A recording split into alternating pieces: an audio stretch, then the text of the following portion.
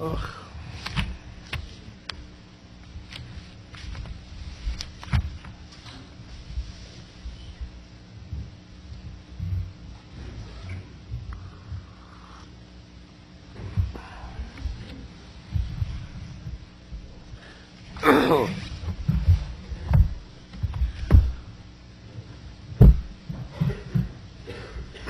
Beruchim Abbaim Rabotai, welcome to a special edition of our Thursday night class.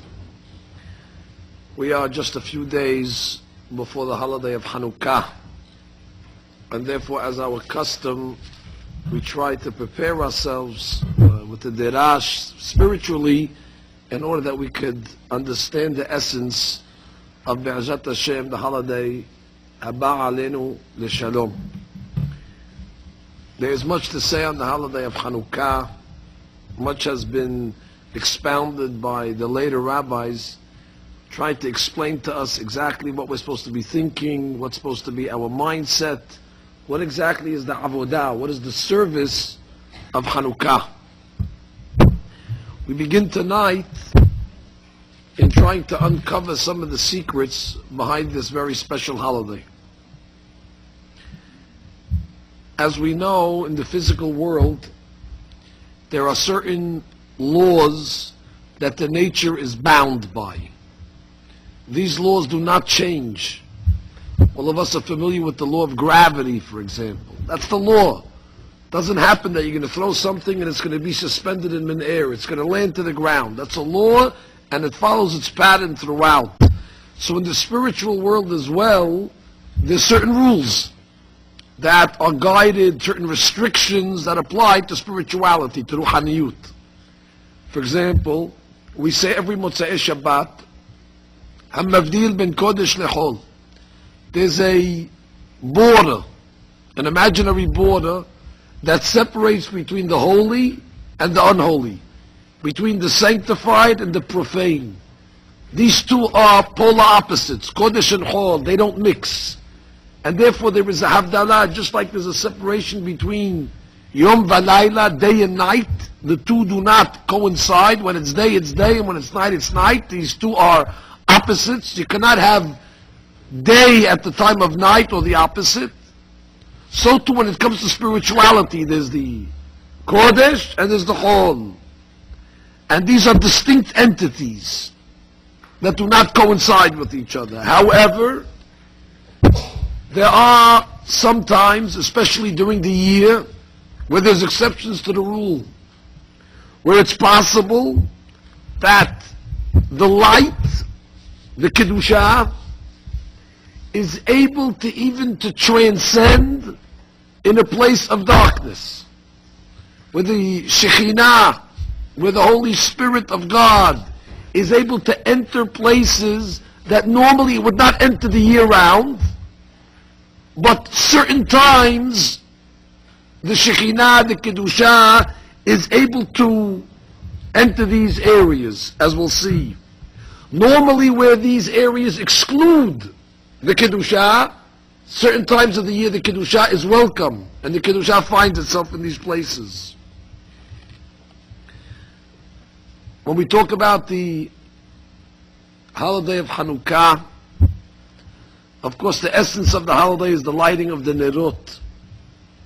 Hakamim in Gemara Shabbat Daf Chaf Aleph give us very specific rules, exactly what type of wicks and what type of oils are we allowed to use on Hanukkah and which ones we are not. And the Gemara says very clearly in the name of Rav Huna, and I want you to hear the statement of the Gemara, to hear their words. Amar Rav Huna, Betilot ushmanim, she'amru hachamim en madlikim bahem b'Shabbat, madlikim bahem b'Hanukkah. Which means there are two times of the year basically where we light candles. Leil Shabbat, that's the Friday night candles, and also on Hanukkah, the 8 days of Hanukkah. So the Gemara says there's a great distinction between the wicks and the oils that you could use on Shabbat and the wicks and the oils that you use on Hanukkah.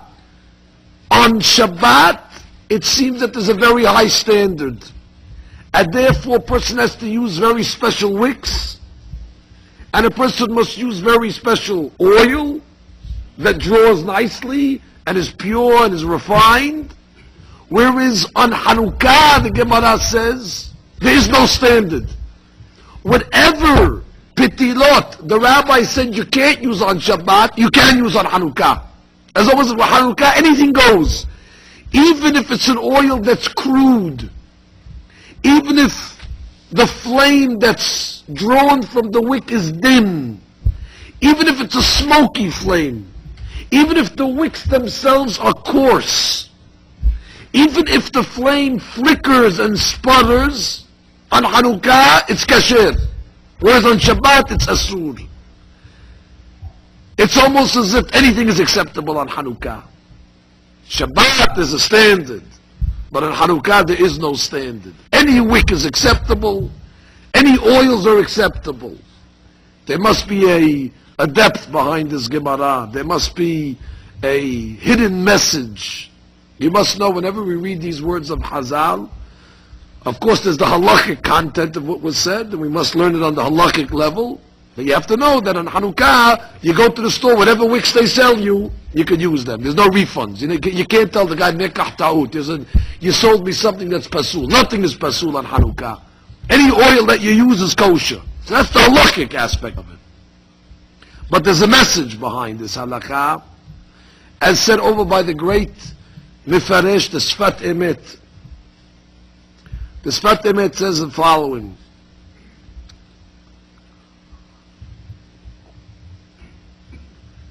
This Gemara is referring to the essence of a human being. And the essence of every human being is his neshama, is his soul. All of us are made up of two components. Of course, we have the physical body, but underneath the physical body is our core essence, which is the neshama, which is Helik Elokam Ma'al, which is a piece of Borei Olam himself. Like the Zohar says, Man de nafah medile nafah. The one that blows into a balloon blows from himself into a balloon. God blew the spirit of himself into man, and that is our essence, and the neshama is compared to a flame. As the Pasuk says in Mishleh, Ner Hashem Nishmat Adam. And you always see references, whenever we refer to a neshama, we see a flame next to it. For example, we light a ner in memory of somebody that passed away, because the flame is similar to the neshama. It flickers like the soul. Sometimes you see on the boards where they have, let's say, the Le'ilun Nishmat, and next to it they have a light. And during the Yortzeit week, they turn the light on. Because always in Jewish law, the neshama and the ner are similar. As a matter of fact, we refer to one of the components of the neshama as nefesh. Says the Sfat Emet. You know what the word nefesh stands for? Nefesh stands for the word ner, petila, shemanim. Which means, just like in a flame, there's three components. There's the ner, that's the receptacle. There's the petila, that's the wick, and the shemanim is the oil. So the nefesh is the shetevot, ner, petila, shemanim. And the Gemara is saying as follows, it's talking about the Jewish soul. And this Gemara is so telling, this Gemara is so important, because it's giving us a secret about the eternal nature of every Jewish neshama. It seems that on Shabbat, there's a certain Kedusha, there's a certain light that comes down from heaven. Not it seems, that's the fact. Shabbat is a day of Kedusha, it's a day of holiness. But not every ner, not every neshama is able to be ignited from the Kedusha of Shabbat. It seems the Kedusha of Shabbat is very sensitive, is very special. The neshama needs to be on a high level to feel or to tap into this holy light. And even religious people, don't kid yourselves, have a difficult time feeling this holiness, this aura of spirituality of Shabbat. Unfortunately, we see many religious people towards the end of Shabbat, which is the holiest moment of Shabbat. Towards the end of Shabbat, the Zohar calls it Ra'avad Ra'avin. It's the most acceptable, the most holy time. And what? You see people looking at their watches. They're looking outside for 3 stars. They want to know, is Shabbat over 5:14 or 5:16? The 2 minutes is going to make a difference to them. And immediately once the Shabbat comes out, right away as if they were let out of jail. As if they're finally able to go back to the mundane.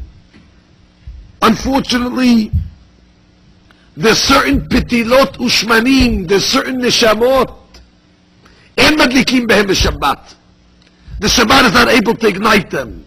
Only the neshamot of the great tzaddikim are able to feel this kedusha. The neshamot are able to be elevated. However, there's one time a year that every single neshama, no matter how low it is, no matter what it experienced, no matter what avonot a person committed, there's one time a year that every single neshama, even if it's inferior, even if it's a type of neshama that cannot be kindled by the Kiddushah of the Shabbat, but when it comes to Hanukkah, everybody can experience the holiness. There's spiritual illumination for every neshama. That's what Abu Na was saying. Pitilot ushmanim she'en madlikim bahem b'Shabbat. Those neshamot that they're not on a high level, they're coarse. They're not refined as much. They cannot connect to the Kiddushah of the Shabbat. The alignment is not there. The frequency is not there. Those same inferior neshamot, when it comes to Hanukkah, they're able to be jump-started. They're able to be illuminated. They can feel the surge of holiness that comes through them. The purity and the refinement that they cannot reach on Shabbat, they can reach on Hanukkah. Why? The books bring down that on Hanukkah, the Shekinah comes down to us. Listen to what I'm telling you. On Shabbat, in order to feel the essence of the day, we must elevate ourselves. It takes a tremendous preparation, it takes a tremendous effort in order to elevate ourselves to this holy light which is above. On Hanukkah we're taught that the Shekinah himself, God's presence, comes down to us, even at our low level, in order to touch our souls. And this is alluded to in the law of Hanukkah, where our rabbis tell us, where do we light the menorah? Listen to where we light the menorah. The menorah is the light. Menorah represents the neshama. Halakha says you're supposed to light it lemata me'asarat tefachim. Low, about 40 inches is 10 tefachim, let's say for argument's sake. You light it lower than 40 inches. Why? We have a rule that says normally the Shekinah does not lower itself beneath 10 tefachim. Whenever God brings down His Shekinah, it's always at least above 10 tefachim. But here on the nights of Hanukkah, Shekinah goes down even to the places where it normally does not go down all year long. The Shekinah is able to transcend even into places that normally it's excluded from. Shekinah is yoredet lemata me'asarat tefachim. Furthermore, the halakha says, in the olden days, where did they light the menorah? They lit it in the public domain. They lit it outside. When we talk about Kedusha, the holy books bring down, where is Kedusha found? Kedusha is always found inside. Kedusha is always found in the Reshut Yachid, in the private domain. That's an insulated environment. A person is able to control the Reshut Yachid. That's inside a person's house. In the Reshut Rabbi, it's public domain. That's where all the Tum'ah is. Our rabbis always tell us, be careful of the street, be careful of the society, of the environment. And here, Dafka in the Reshut Rabbi, comes the lights of the menorah and comes down dafka to illuminate the darkness of the Reshut Rabim. We go further. The time that we light the menorah, the time that we light it is a time of darkness. We wait till it's dark outside and then the menorah is lit. The Zohar writes that the time of darkness is a time of tremendous tum'ah in the world. As a matter of fact, David Melech says in his Tehillim, Tashet Choshech Vihi Laila, Bo Tirmos Kol Hayto Ya'ar, that all the spiritual demons, all the spirits, don't want to scare anybody, all the mazikim, they come out at night. And that's at that time at night, that's when the halakha says to light. In their domain, in the public domain where they're manifesting themselves. That's where the Shekinah says, light the menorah. And where do we place it? We place it on the left side of the doorpost, opposite the mezuzah.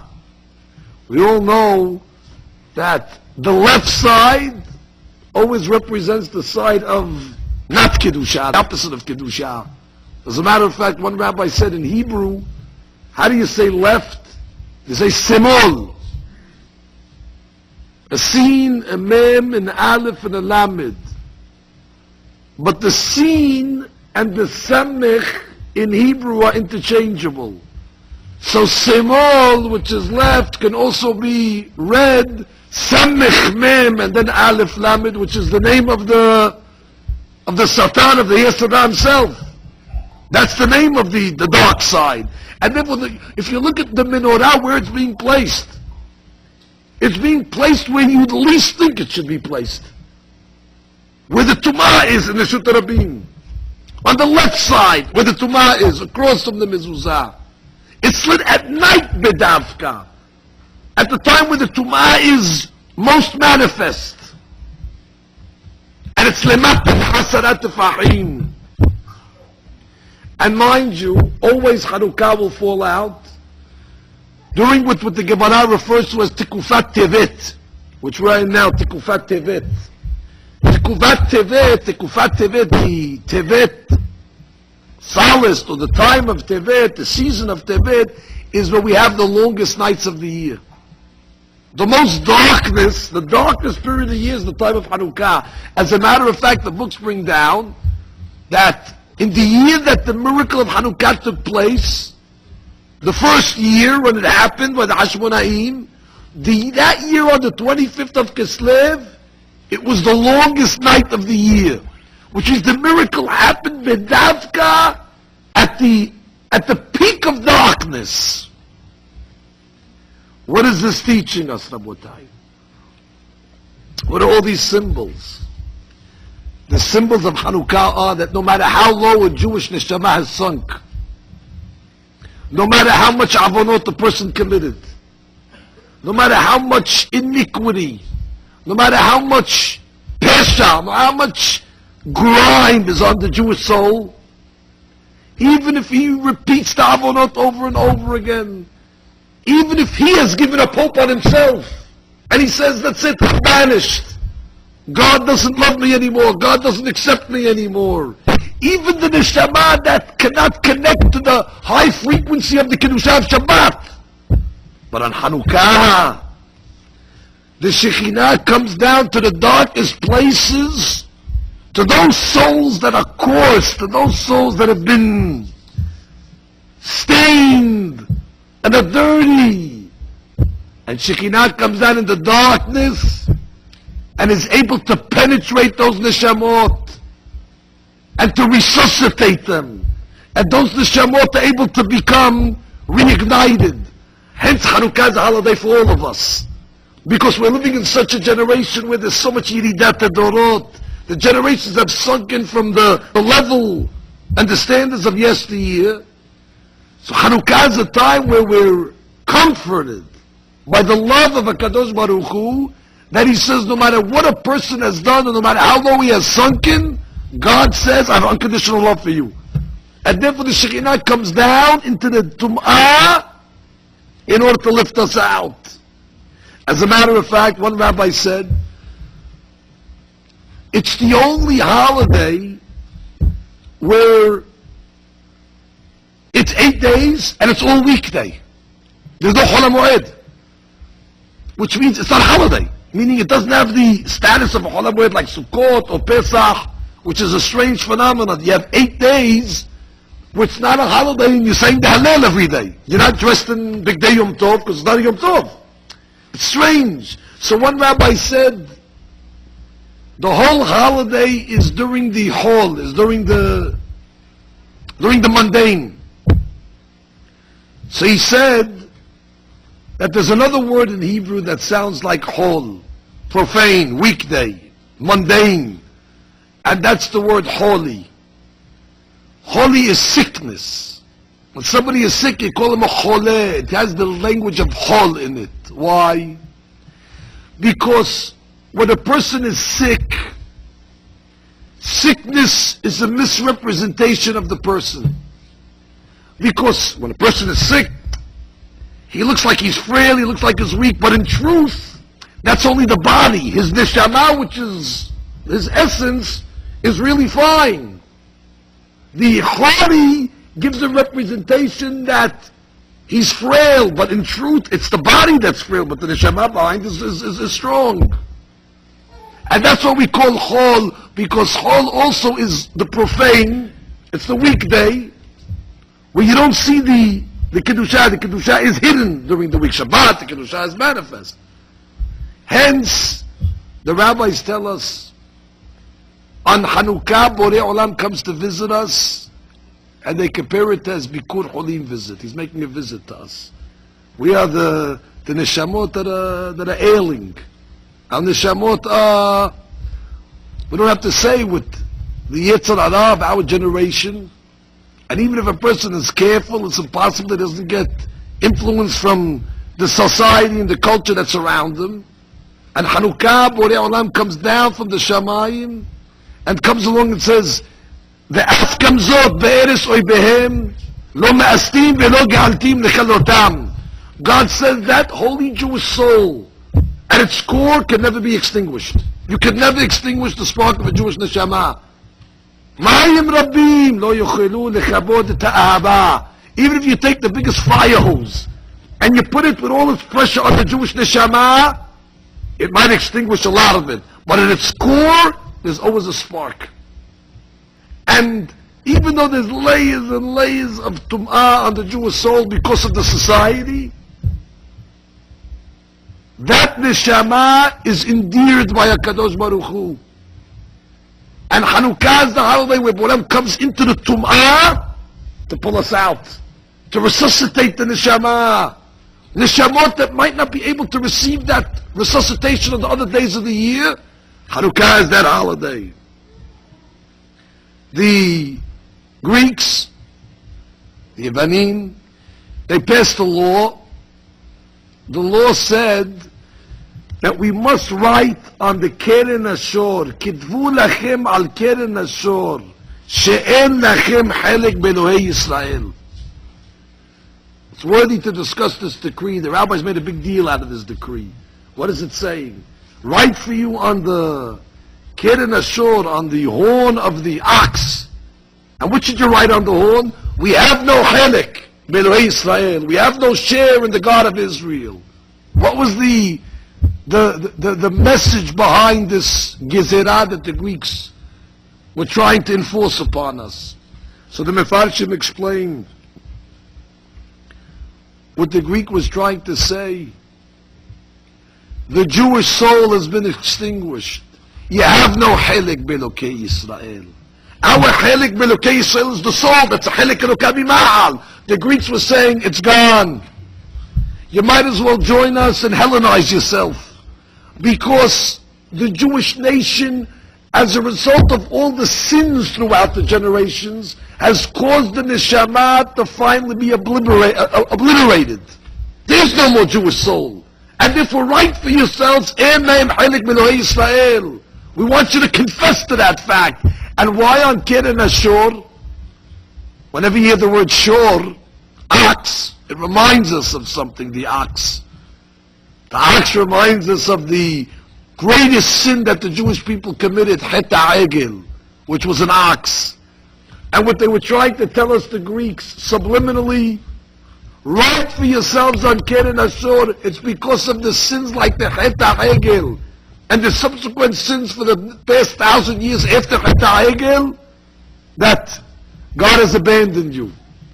God has given up on the Jewish nation. And therefore, there's no reason to continue to observe the mitzvot, because you have no more spirituality. So therefore, eat and be merry today, for tomorrow you shall die. Kitvu lachem al keren ashor, because of the sins like the shor of the Het HaEgel, en lahem chelek be'elokei Yisrael. And Davka, on Hanukkah, God reminds us, wrong.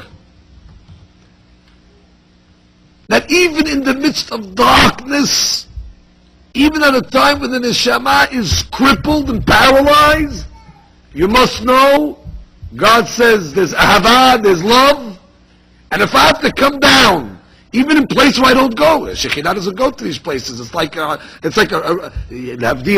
wouldn't see a rabbi in a movie theater.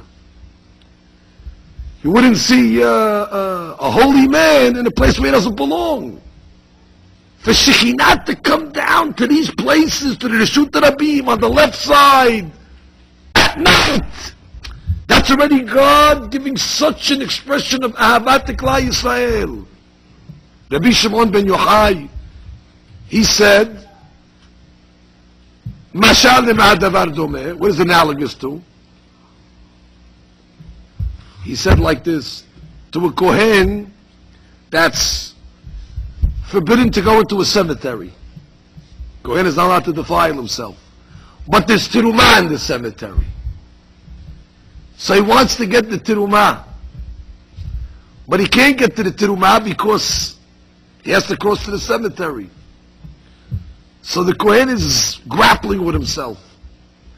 If I go into the cemetery, it's not the worst thing. I can purify myself. But if I don't go in, I'm not going to be able to recover the terumah. So he rationalizes, and he comes in and says, you know what, I'm going to go into the cemetery, and I'll take the terumah at least to recover it, and then I'll purify myself.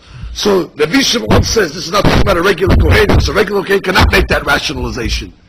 Who's the Nimshal? HaKadosh Baruch Hu. And where's the cemetery?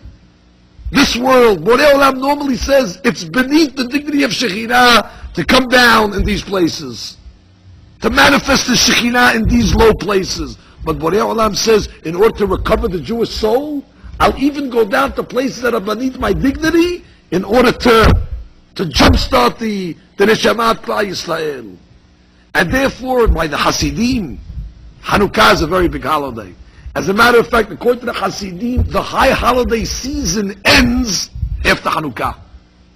We ended the high holiday season already on Hoshana Rabbah, Shemini Atzeres, and HaTorah.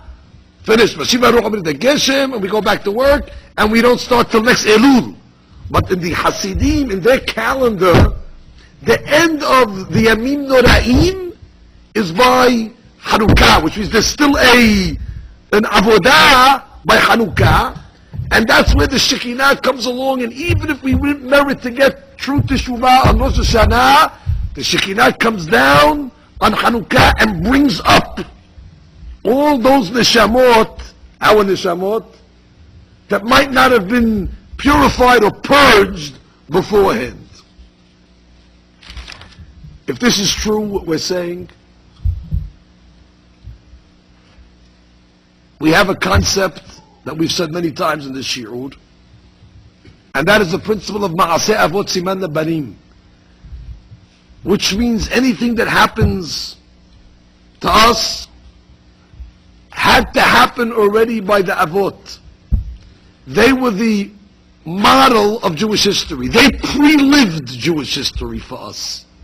Whatever they did created a template where it repeats itself through their descendants. It's a phenomenal concept. This Ma'aseh Avot Siman Banim is mind-boggling, where you're able to really look at what happens today and then try to trace it back. Who set this into motion? Who was the one that caused this happen? Was it Abraham? Was it Yitzchak? Was it Yaakov? Ma'aseh Avot Siman Banim. And even to an extent, our rabbis tell us that it wasn't only Abraham, Yitzchak, and Yaakov. The Zohar includes Yosef in the Ma'aseh Avot Siman Banim. Because Yosef was the prize child of Yaakov Avinu, Ben Zekunim Hulo, and Yaakov invested him with all his Torah and all his Kedusha. Therefore Yosef has Sadiq a tremendous kohot. So I want to go back to a episode in this week's Parashah, which is an unbelievable episode, which actually it escalated Yosef Sadiq to greatness, this episode. It launched him to his career of tzidkut. And the story is, he gets down to Egypt, so he's working now for the Potiphar residence. And it says that the wife of Potiphar, Mrs. Potiphar, was trying to seduce Yosef day in and day out. Pasuk writes, "Vahi kedaber al Yosef yom yom, velo shama eleha." Could you imagine how difficult it was for Yosef to overcome this nisayon? Yosef is a young man, he's handsome, there's no recourse, he's alone in Egypt. Seemingly nobody will find out about it. He's handsome. The seduction of Eshet Potiphar was very, very strong. The Gemara says she wore clothes in the morning and she changed them in the afternoon. She didn't repeat the same wardrobe. And all sorts of methodology in order to entice Yosef, and Yosef is holding himself, he's controlling himself. And then the Pasuk says, "Vehi kayom hazeh," and it was on that day. "Vayavo abayta," he comes to the house, "la'asot melachto." He came to do his job. Now she comes along and says, on that day when he entered the house, la'asot serachav imma. His intention was he was going to sin on that day. He finally broke. The seduction finally chiseled away at Yosef's restraint, at his willpower, and he intended to go in that day, it says, la'asot melachto, to do his work, to do the sin. And then she writes what happened. Ela shenir'it lo demut diyukno shel aviv. All of a sudden he saw the image of his father. And his father appeared to him, and miraculously Yosef was able to muster up superhuman strength. And the Pasuk writes, "Vayazov bigdo biyada," he left his garment in her hand, "Vayanos vayeseh ha'osa." It's a superhuman strength. He was committed right to the sin. We must understand what this means. Why that day, all of a sudden? What was so special about that day? Hachamim tell us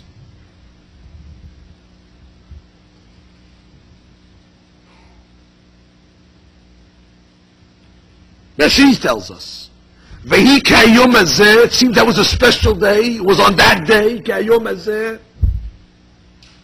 Kilomar, Vehi ka'asher higia yom miyuchad.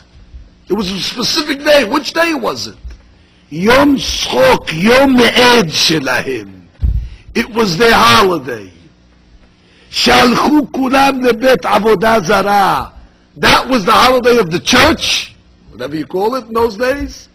And everybody was going and celebrating Yom Edam, the day of avodah zarah. Amra en li yom hagun ezakek li Yosef kayom hazeh. She says, there's no better day for me to seduce Yosef than on this day. She waited, she picked on the calendar. She waited for for December 25th. She waited to Yom Edam in order to commit the sin. She told them, listen, I'm sick, I can't go to church today. So everybody was out of the house, they're all in doing their worship. And now Yosef is there alone. The Mefarshim say, Yosef at this point over here, not only was in a place of Tum'ah Misrayim, which is the darkness of spirituality, this was the seat of pervasiveness, it was the seat of decadence, it was the seat of immorality, and Yosef is in this place over here with his very little Kiddusha, and now she picks the unholiest day of the year, where the Tum'ah is rampant, Yom Edam, on the day that the Avodah Zarah is being worshipped and praised. I want you to know, the Gemara plays great importance to the days where the Goyim celebrate their holidays. There's a tremendous Tum'ah in the world on those days, to the extent there are certain communities that on the night of Yeshu, they don't study Torah. They call the night Nitzel Nacht. Nitzel is really a Latin word, which is natal. That's the night of the birth, so to speak. They don't study Torah that night. Why? Because they hold that there's so much Tum'ah in the world, and it's such a contaminated pollution, you can't study the Torah. It's going to become all affected somehow. Now, of course, there's some people that don't learn Torah any night of the year. Now, of course, there's no shita like that. And even us, we study Torah even on that night as well. But I'm just showing you that ad kedei kach, on those nights, there's a tremendous Tum'ah in the world. So Yosef, with all the seductions, and he's holding his own now already on that day with the Tum'ah that came into the world. Yom Edam, she understood what she's doing. She's going to use all those kohot of Tum'ah to affect the neshama of Yosef. And now, all of a sudden, he sees Demut Diyukno Shel Aviv. What does that mean? He saw Demut Diyukno Shel Aviv. He saw the image of his father. Why he saw the image of Yaakov Abinu when he stopped. You know what the depth of this explanation is? Yaakov Abinu, as we know, his image was engraved on the Kisei HaKavod.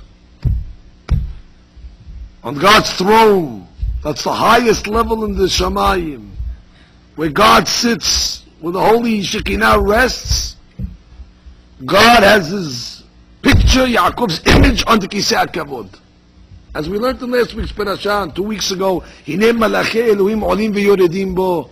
The angels were going up, they see the picture of Yaakov, they go down, they see Yaakov, they go up, they look, this is the same guy, this is a match. Look at this, God has the picture of Yaakov on his chair, they couldn't believe it. Olim V'Yoredim, they're taking the Polaroid, they're saying, hey, look at this here, it's the same face. You know what it means when it says he saw Demut Diyukno Shel Aviv? That means the Shekhinah, the glory of HaKadosh Baruch Hu, came down from the Kisei HaKavod in order to save Yosef. Demut Diyukno means the Kisei HaKavod, the Shekhinah went down into the Tum'ah of Egypt on the unholiest day of the year. And it saw that the Neshama of Yosef now was struggling. The Neshama of Yosef now was going to break. And therefore the Shekinah came down and lifted him up. And take a guess. We don't have a calendar of when this day happened. But the books bring down that you know when that night was? That night when Yosef Sadiq was in the grip of darkness, where his neshama now was about to be extinguished. Now that night the Shekhinah came down and brought him up and saved him. Demut Diyukno Shel Aviv. The books bring down that it was on the 25th day of Kislev.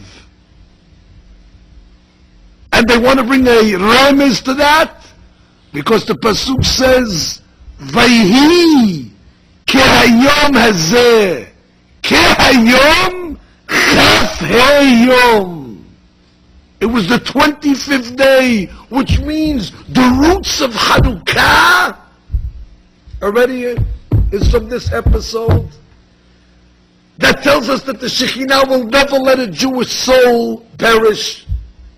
There's always a Siyata D'Shmaya. Shekhinah will go down even beyond its protocol into places where a Kohen cannot go into a cemetery. The Shekhinah will go into the cemetery because the Jewish soul is in trouble, it's in peril. And therefore on that night, Ma'aseh Avot Siman Banim, every 25th of Kislev, God begins the resuscitation of all those Shemanim and Petilot that are inferior. And it should be noted that no coincidence, always at Hanukkah time, it's Yom Edam. Hanukkah always comes the time of year of their holiday, where most years it even coincides, where Yom Edam is the same week as Hanukkah. This year it's not like that, but it's, the Tum'ah is in the air already. You hear already the songs and the trees and all the trimmings, whatever comes with the avirah of the Tum'ah starts to manifest itself. Already from the Turkey Day and on, that's already when the Tum'ah starts to permeate in the Avir. Exactly like it was. Yom Edam, your sister Shabbat's in trouble. The Mud Yukno Shel Aviv comes down. So I said to myself, do you know something? If this is true, we're saying that the roots of Hanukkah is in this episode. Vayike Hayom. I said, we have a rule. Our rabbis, in their genius, when they authored the prayers of every holiday, they had to put an allusion to the essence of the holiday. So I searched the whole prayer. Where in the prayers of Hanukkah does it mention this episode? This episode is vital. Based on what we're saying tonight from the Sfat Emet, that the inferior wicks refer to the inferior neshamot. And all the halachot of Hanukkah tell us that God comes down and says, I still love you, and tries to resuscitate the neshama and finds that holy spark that's hiding beneath. The Zohar writes that there are 36 candles that we light on Hanukkah altogether, make the Hashbon, and the 36 candles are connected the 36 hours that there was the special light that's called the Ora Ganuz. That light only manifested for 36 hours, then God had to take it back and put it back in the box, because the people could not handle it. It was too strong. So whenever we light the menorah, the books bring down, at that moment this Ora Ganuz is coming back out again. That holy light it's something unbelievable. That's why it's a very holy light. That's the light of the Shekinah that's coming down again. Oh, if we only know what does it mean, the light of the menorah. And that's why we have a custom, incidentally. The Chidah brings down, after you light the menorah, you're supposed to recite the Mizmor of Yoshev Beseter Elyon 7 times. That's our custom, that's what we do. V'hinu Ha'am, Yoshev Beseter Elyon, we read the whole thing. Orech Yamim Asbi'eu, Ba'areu Mishu'ati, V'hinu Ha'am Hashem Elokeinu, we say it again, Yoshev Beseter. You know when else we read Yoshev Beseter? Just so you know the effect of this Mizmor. God forbid at a funeral they read Yoshev Beseter. Why? Yoshev Beseter Elyon is the chapter in Tehillim that's able to ward away all the mazikim and all the spirits and all the powers of Tum'ah, especially by a coffin with his Tum'ah, Avi Avot Tum'ah. A lot of the demons want to come in. They want to harp on the carnage of the dead body. Yoshev Beseter pushes them away. On Hanukkah, we're lighting the menorah and Rishut Rabbim, Lemata, Me'asarat Tefachim, at the time of Choshech, in the place of the Tum'ah. We come along and say, Yoshev Beseter Elyon Besir Shaddai Tonam. Move away! The Shekinah is here. Where the light of the menorah is, there's no room for the Tum'ah. Me'at min ha'or dochei harbe min ha'choshech. The light of the menorah penetrates the Jewish soul, and therefore we're going into enemy territory on Hanukkah. We're going into enemy territory. Get out of here. You have no effect. We're trying to recover those souls that got drawn into the culture. Shekhinah comes down and says, my dear son, come back. Daddy, what are you doing here? You're Kohen. How are you coming to the cemetery? I had no choice. I saw you were lost. I had to come in. I had to pull you out. But it's beneath your dignity. I know it's beneath my dignity, but I love you so much. So after I clean myself, like when God went down to those people in Egypt. He doesn't belong in Egypt, God. Egypt is the Biyavot Tumah. But to take the Jewish people out, what does the Pasuk say? They entered Misraim. I went down to Misraim.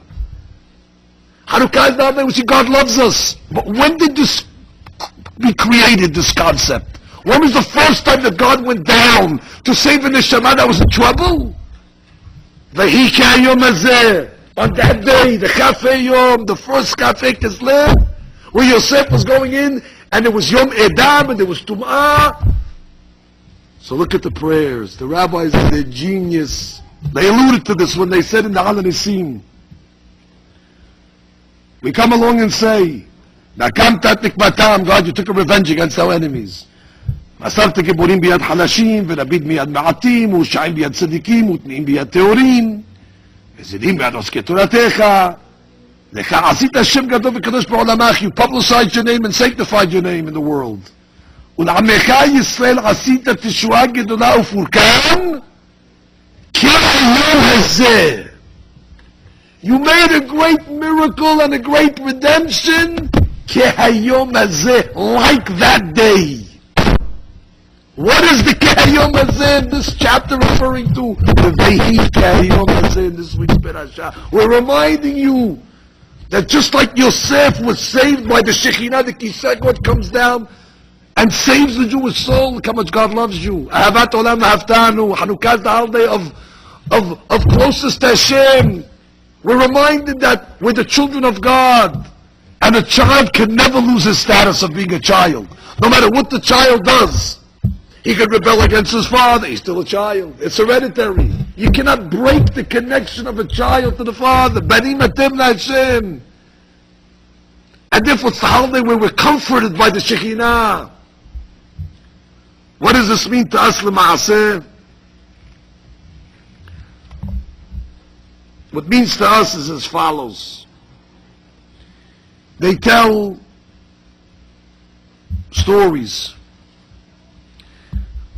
of people that abandoned their faith. Specifically one story of a Jew in Kiev that lived in the time of Tsarist Russia. And because of the anti-Semitic rule at the time, in order to make a parnasah, he decided to shed his Jewishness and just to adopt the ways of the Goyim so he could be with the Goyim and make a parnasah. If you would be outwardly Jewish, you had no shot. And the man went from one level to another level. He sunk all the way down until he came to eating on Yom Kippurim and eating terefot and nevelot, and there was nothing he didn't do. He was a goy for practical purposes. And even such a man, a goy that eats on Yom Kippur, who has no vestige of Judaism left, according to what we're learning tonight, the spark is still there. This is the one that has the neshama of Hanukkah. Petilot ushmanim, giruim, they're inferior wicks, no good, but there's a spark, and there's a chance for that Jew to come back. And what happened? He was walking one day by the beach, and all of a sudden a body washed up. And they weren't able to identify the body because of the water, but they knew that he was Jewish. How? Because when he washed up, he was wearing sisit. He had talet katan on. So they brought him to Jewish burial. So this renegade, when he saw that, he said, unbelievable. The man had a zechut because he had at least ID on him, that he's Jewish. He had the sisit. He was zochet to kivurah yehudit. So he started to think to himself, if such a thing should happen to me, how are they going to know that I'm Jewish? I don't have any proof anymore that I'm Yehud. So he said, you know what? I'm an apostate, I don't believe anything, but for identification purposes, I'm going to wear a talet katan. Just in case I should die, at least I know I'm Jewish. I'll be zochet to be buried in Kivurat Yisrael. And guess what happened? He started to wear the seat, and all of a sudden he finds himself feeling a little different. And over the course of time, he started to find himself changing. All of a sudden, he noticed that he's eating a little kasher. He has a little more positive attitude towards Yahadut. Fast forward the story, he stopped eating on Yom Kippur, he became Baal Teshuvah Gemurah. He became Sadiq. From what? One mitzvah. His neshama just needed to be spark plugged. Such a man we would look at. You give a pope, he has no shot. Kaparat avonot, Gehinam. Front row seat. Don't waste your time with this guy. But the Shekhinah says there's no such thing. Even in a place where the guy's eating on Yom Kippur, he has a nitzot shel kedusha. But what? He has to take the first step. And once he takes the first step, already the kedusha of the mitzvot, the holiness of the Torah will do its work. Or sheva mahzira lemutav, the light of the kedusha of the Torah brings the person back to the good. They tell an episode of a Mossad, a famous Mossad in Russia. Mossad means he was an informer. He would go to the government and tell about what the Jews are doing. This guy's evading taxes, this guy's hiding money, this guy's not paying, and he would incriminate many Jews to the government. So they went to one of the great rabbis at the time, the seer from Lublin, they called him. I said, Rabbi, you must pray for this man to die. You must pray for this man. Something should happen. Kilalot. So he said, what's his name? They tell him his name is this man over here. How can I pray for him to die? I see the Kedusha emanating from him. Kedusha emanating from him? Brings him to the rabbi. The rabbi says, tell me which mitzvah you did today. He said, I circumcised my son. He says, I knew it. I saw the Kedusha of Avraham Abinu and Eliyahu Navi next to you. And when the Mossad heard those words, all of a sudden, it entered his neshama, and he made a tremendous 180-degree turn, which is the rabbi understood that every single Yehudi is capable of returning back to his origins, no matter how far he veered off from the straight path. And that's the Musar of Hanukkah. Borei Olam's waiting to resuscitate us. Borei Olam's waiting to lift us up. You just have to make a little change, a little step forward. Like the Gemara says, "Petchuli petach ki petcho shel mahat." God says, in your heart, I'm not asking you for a big hole. Just make a small little hole in your heart, the size of a pinhole, of a needle, just enough so the light can penetrate. Just so you get some blood flowing through. So you get a little light flowing through the hole. Once already the light flows through, all of a sudden, God says, I'll take over from there. The Kiddushah of the Torah will just start to make it go wider and wider and wider until the Gemara will be so wide you'll be able to fit carriages across this hole over here. It's thought of as a pin needle. Hanukkah is a time where we're comforted, where we say there's hope for us. It's a holiday where there's no more depression. A Jew shouldn't say, I'm a nothing. God gave up on me. That's what the Greeks were telling you. You're a zero. You have no chelik belokei Yisrael. Your neshama, for practical purposes, is out of juice. It's out of energy. It's a battery that's dead. It has no more electricity. Be like us. And on Hanukkah we're reminded wrong. Shekhinah comes down to caress the Jewish soul. In our territory, the Tumah, the Reshut Rabim, to bring us back up. Like he did in Mitzrayim with Yosef. And I conclude with a story that took place in the concentration camps in Bergen-Belsen, Rahman al-Silam, with the great Rabbi, the Bluzhever Rabbi Yisrael Spiro. And they were in the camps, and it was Hanukkah time. And it's time to light the menorah. There's no menorah in Bergen-Belsen. How are you going to light the candles there? So they went and they scraped up some shoe polish that's flammable, They took some stitches from their garments that they were wearing, their flimsy garments, and they made makeshift wicks. And they put the wick into the shoe polish. And all the inmates get together in the camp on the first night of Hanukkah, and now the Bluzhev Rebbe is going to light the nerot. So he makes the beracha lahadlik ner shel Hanukkah. And everybody answers amen. She'asa nisim la'avotenu bayamim hahem bazeman hazeh. And everybody answers amen. And then he stops. And there's a pause. And everybody's looking, everybody's waiting. There's the third beracha, and the rabbi's hesitant. And finally the rabbi gets the strength, and he says, Shehiyanu v'kiyimanu v'higianu lazeman hazeh, and he lights the wick.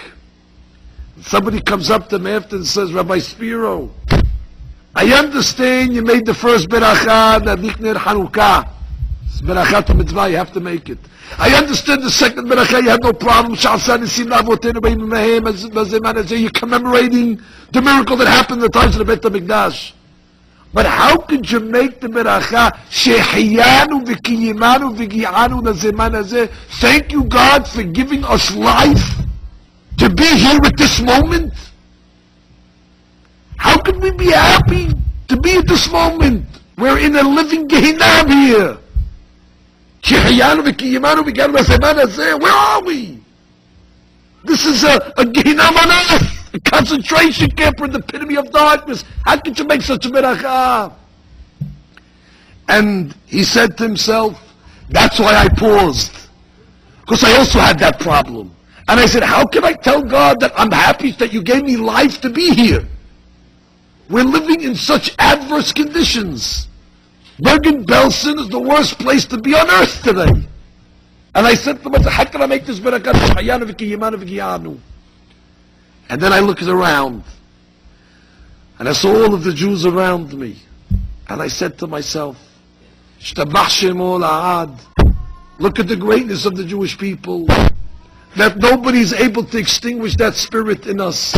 Even under the worst conditions, even under tremendous pressures and great risk, Am Yisrael in the abyss of darkness, in the lowest level of Tum'ah, Am Yisrael is still committed to light the menorah. And I said to myself, if I'm able to witness such a sight, such a vision, where the Jewish people in Bergen-Belsen, against all odds, that they're still committed to lighting the menorah, I said, yes indeed, thank you God for giving me life to be here, so I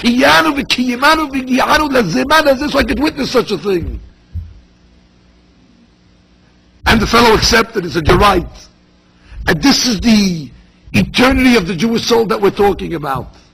That Am Yisrael, under any condition, is able to rise above the surroundings, the environment, the culture, in order to elevate itself, to remain steadfast to the mitzvot and to the Torah. And therefore, Rabotai, we are now coming to one of the most wonderful times of the year. We're lucky. We must all say, Shehiyanu v'kiyimanu v'gi'anu. The truth of the matter is, we're so excited, we want to make the beracha tonight. We can't wait a couple of more days. And all of a sudden, the Shekhinah comes down into the Beit HaKevarot. It comes to visit us, to make Bikur Hodim on us, to all those Neshamot during the Chol. And he spends a week and a day with us. He's caressing the Neshama, and he's elevating the Neshama. So you can do it. You can do it. Come back, my son. Don't worry about it. Accept upon yourself a little extra mitzvah. Don't worry about the sins. David HaMelech said, Sur Merah Ba'aseh Tov. And I conclude with two interpretations, but tonight I offer you the second as the primary. Sur Merah Ba'aseh Tov means desist from doing evil and then do good. Before you can do good, you have to stop doing bad. A person wants to put on clean clothes. First he has to take off his dirty clothes. If a person is wearing dirty clothes and he puts clean clothes over it, no good. Sur Merah, stop doing evil, then start doing good. But tonight I offer you a new interpretation. Sur Mera. You know how you desist from doing evil? You know how you get rid of the evil? Aseh Tov. Start doing good. And all of a sudden, as you start doing good, the light of the mitzvot and the light of the Kedusha will automatically dissipate all the darkness of sin. Don't focus so much on the Ra. Focus more on the good. Sur Mera. How should you Sur Mera? Aseh Tov. Do good. It's like a person, he buys a new couch for his living room. He puts the couch in his living room. He only made one change. A new couch. Then all of a sudden one day he says, you know what? The rug doesn't match the couch. Can't keep the rug. So he changes the rug. 2 months later, his wife comes in and said, the couch and the rug are beautiful, but it doesn't match the shades. You gotta get new shades. They changed the shades. 3 months later, the husband walks in the room and says, unbelievable, the couch, the rug, the shades are perfect, but it doesn't match the wallpaper. And all of a sudden, after a year, the whole room is changed. So he asked him, how'd you change the whole room? It's beautiful. We just made one move. We bought the new couch. And once you bought the new couch, that leads to everything else. And that's the same thing in life. When it comes to recreating ourselves, so it becomes a daunting task. How can we recreate ourselves? Where are we going to start? A small little hole, a small little mitzvah. Make a little hole so the light can come in. Once the light comes in, automatically the Ra dissipates on its own. Hanukkah is the time to do that. This is the final stage in the Teshuvah process. This is what the Hasidim refer to Teshuvah me'ahava. On Yom Kippur and the high holidays, we repent from God out of fear. But on Hanukkah, Shekhinah comes down and He lifts us up. This is the Kiseh Kavod coming all the way down to our territory. And if you might feel it, Tuesday night you might feel all of a sudden a surge in your neshama. Wednesday, third, the whole week you're going to feel, if you think about these concepts, how close HaKadosh Baruch Hu is. He's making Bikur Olim visit for 8 days. And therefore the holidays are time to make some changes, small changes, each one accordingly. Start coming to shul in the morning if you don't come to shul. If you don't wear tzitzit, start wearing tzitzit. A lady should be a little more modest in her way. Light the candles at the right time. Take the challah at the right time. Check your mezuzot. Get a pair of good pair of tefillin. Start wearing a beru tam. Each one, be a little more careful in the each one item. And all of a sudden, the or of Hanukkah, the or ganuz, will start to penetrate the person's soul. Just like Yosef was able to elevate himself, because the Shekinah helped him. Like the Gemara says, Ilulei HaKadosh Baruch Hu ozro lo yachol lo. Yiratzon, we should be zocher, that we should make the Shehayanu on that night, on Tuesday night, Be'ezat Hashem, B'kavanah tehora. Be'ezat Hashem, we should thank Borei Olam, have in mind, thank you Borei Olam for bringing me to this point, that even though we're in the Galut of America, 2007, the darkest point in Jewish history in a spiritual sense. But Borei Olam, we're standing here, and we know you're with us. You came down B'mata Ma'asarat Tefachim to the inferior nefesh, ner petilah shemen. And Be'ezat Hashem, our soul should become rejuvenated. The spark plug of Hanukkah should reignite our neshamot in order we can make a teshuvah me'ahava, teshuvah shelema. בעזרת השם שקדוש ברוך הוא יעשה ניסים לנו כמו שעשה לאבותינו בימים ההם בזמן הזה, אמן. רבי חנינא בן עקשיא אומר, סבא זה כל זכות ישראל, לפיכך ריבונו של עולם חפש למען צדקו, יגדיל תורה ויאדיר, קדם